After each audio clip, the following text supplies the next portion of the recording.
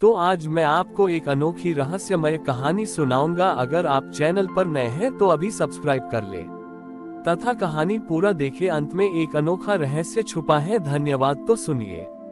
बहुत समय पहले की बात है। एक अति निर्धन और वृद्ध महिला थी जिसका नाम सुहासिनी था। वो एक पहाड़ी के नीचे छोटी सी झोपड़ी में रहती थी। सुहासिनी का कोई परिवार नहीं था, बस एक पुरानी गाय थी जिसे वह नंदी कहकर पुकारती थी। सुहासिनी की एक ही इच्छा थी कि वह अपने जीवन के अंतिम समय में भगवान शिव को अपने हाथ से बनी हुई खीर खिलाए। वह हर दिन थोड़ा थोड़ा दूध इकट्ठा करती और बड़ी मेहनत से चावल चुनकर रखती।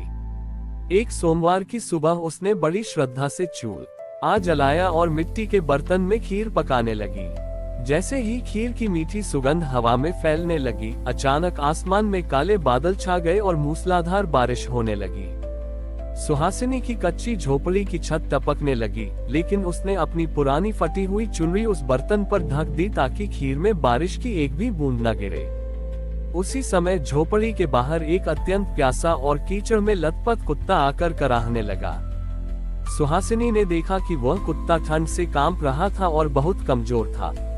उसके मन में द्वंद्व उत्पन्न हुआ। ये खीर उसने महादेव के लिए बनाई है, वह इसे अशुद्ध कैसे कर सकती है। लेकिन कुत्ते की आंखों में उसे ऐसी करुणा दिखी कि उसे लगा जैसे वह कुत्ता नहीं बल्कि कोई अपनी व्यथा सुना रहा है। सुहासिनी ने महादेव से मन ही मन क्षमा मांगी और कहा, हे भोलेनाथ, आप तो घट घट वासी हैं, आप तो समझ जाएंगे। उसने वह पूरी खीर उस भूखे कुत्ते को खिला दी। कुत्ता खीर खाकर तृप्त हुआ, सुहासिनी के हाथ को चाटा और बारिश में गायब हो गया। सुहासिनी दुखी होकर रोने लगी कि वह आज महादेव को भोग नहीं लगा सकी। तभी उसकी झोपड़ी दिव्य प्रकाश से भर गई। साक्षात भगवान शिव और माता पार्वती वहां प्रकट हुए। महादेव के गले में वही नीले रंग का निशान था, लेकिन उनके चेहरे पर एक अद्भुत संतोष था।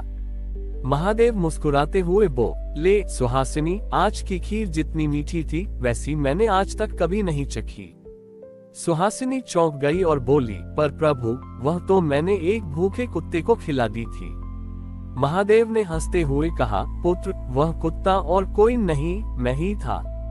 जब तुम किसी भूखे की भूख मिटाती हो तो वह भोजन सीधे मुझ तक पहुंचता है। तुमने अपनी पूरी मेहनत की कमाई एक बेजुबान जानवर को दे दी, यही तुम्हारी सच्ची पूजा है। महादेव ने सुहासिनी को आशीर्वाद दिया और उसकी झोपड़ी एक सुंदर आश्रम में बदल गई जहां कभी अन्न की कमी नहीं हुई। ये कहानी हमें सिखाती है कि शिव को खोजने के लिए केवल मूर्तियों की आवश्यकता नहीं है, वे हर उस प्राणी में है जो कष्ट में है। दया और करुणा ही महादेव का असली प्रसाद है। सुहासिनी को महादेव के दर्शन हुए तो उसका पूरा जीवन ही बदल गया। लेकिन महादेव ने उसे केवल सुख सुविधाएं ही नहीं दी, बल्कि उसे एक नया उद्देश्य भी दिया। महादेव ने प्रस्थान करने से पहले सुहासिनी से कहा था, पुत्र, जिस प्रेम से तुमने मुझे भोजन कराया, उसी प्रेम को अब समाज में बांटो। सुहासिनी का वह छोटा सा आश्रम अब उन लोगों के लिए ठिकाना बन गया जिनका दुनिया में कोई नहीं था। वह गांव के अनाथ बच्चों और बूढ़े लोगों को इकट्ठा करती और उन्हें वही शिव प्रसाद खीर खिलाती। धीरे धीरे गांव के लोग सुहासिनी को माँ कहने लगे। एक बार उस राज्य में एक बहुत बड़ी महामारी फैली। गांव के लोग डर के मारे एक दूसरे की मदद करने से कतराने लगे। यहाँ तक कि लोग अपने बीमार परिजनों को छोड़कर भागने लगे। जब ये खबर सुहासिनी तक पहुंची तो उसने अपनी उम्र की परवाह किए बिना बीमारों की सेवा शुरू कर दी।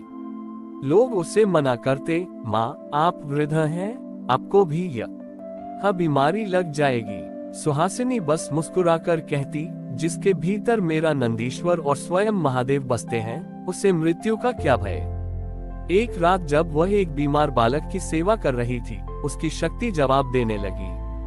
वह थककर वहीं सो गई।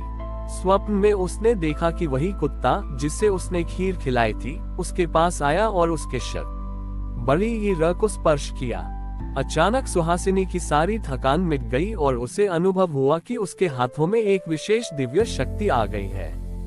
अगली सुबह उसने जिस भी बीमार व्यक्ति के माथे पर हाथ रखा, वो चमत्कारिक रूप से स्वस्थ होने लगा। लोग इसे सुहासिनी का जादू कहने लगे, पर वह हमेशा आकाश की ओर इशारा करके कहती कि यह सब भोल एक की कृपा है। उस महामारी के दौरान सुहासिनी ने सैकड़ों जान बचाई। जब महामारी समाप्त हुई तो राज्य का राजा स्वयं सुहासिनी के चरणों में नतमस्तक हुआ। राजा ने उसे स्वर्ण मुद्राएं देनी चाही, पर सुहासिनी ने उन्हें लेने से मना कर दिया। उसने राजा से कहा, राजन, यदि देना ही है तो इस पहाड़ी पर एक ऐसा स्थान बनाओ आए जहां कोई भी प्राणी भूखा न सोए, चाहे वह मनुष्य हो या पशु। राजा ने वैसा ही किया।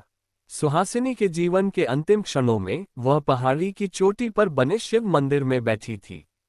कहते हैं कि जिस दिन उसने अपनी देह त्यागी, पूरे पहाड़ पर खीर की वैसी ही दिव्य सुगंध फैल गई थी, जैसी उसकी झोपड़ी में पहली बार फैली थी। आज भी उस पहाड़ को करुणागिरी के नाम से जाना जाता है, जहां शिव की पूजा केवल जल चढ़ाकर नहीं, बल्कि भूखों को भोजन कराकर की जाती है। हमारी और भी आध्यात्मिक एवं अनोखी कहानियां देखने के लिए हमारे चैनल पर जाएं तथा धार्मिक एवं पौराणिक अनोखी कहानियां हमारे चैनल पर है। कृपया जाके देखें तथा हमारे चैनल को सब्सक्राइब करके रखें और वीडियो लाइक जरूर करें। धन्यवाद।